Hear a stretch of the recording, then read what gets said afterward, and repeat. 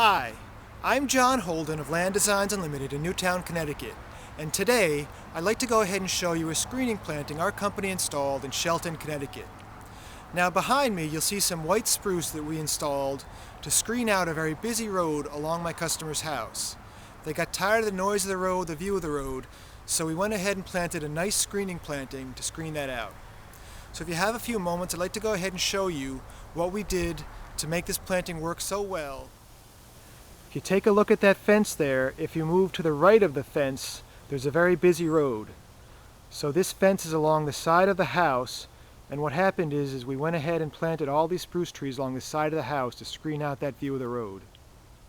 And there's also a linden tree on the left side of your screen there that was planted for additional shade and screening.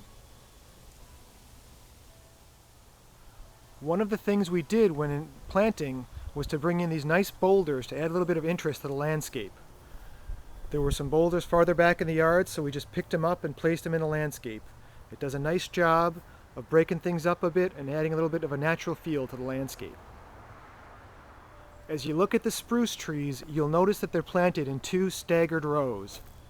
The nice thing about a staggered row is it's the best way to plant if you really want to do a nice job screening. There's a row in the back, and then between every plant in the back row, there's a plant in the front about 7 or 8 feet in front. As that grows in, it's going to do the maximum effect of giving the plants room to grow while also screening out from different angles. At the back of the planting, we added 3 hemlocks because it's a little bit shadier, and it's also nice to vary your plantings a bit to add some different interest. These hemlocks are going to grow with a little bit of a different texture than the spruce and do a very nice job adding that interest. One part about this job that I can't show you at this stage, unfortunately, is how poor the soil was. This home is built on fill, so once we dug down 6 to 8 inches, we were hitting big chunks of asphalt, concrete, old bricks, just nasty stuff to be planting in.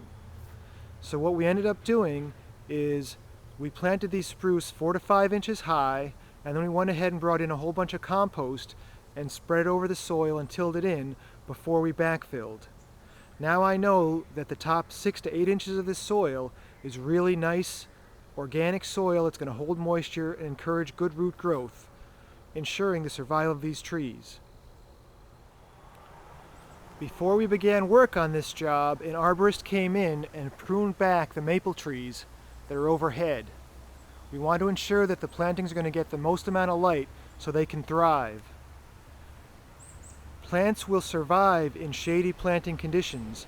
However, if you truly want them to thrive, you really need to give your plants the maximum amount of sun.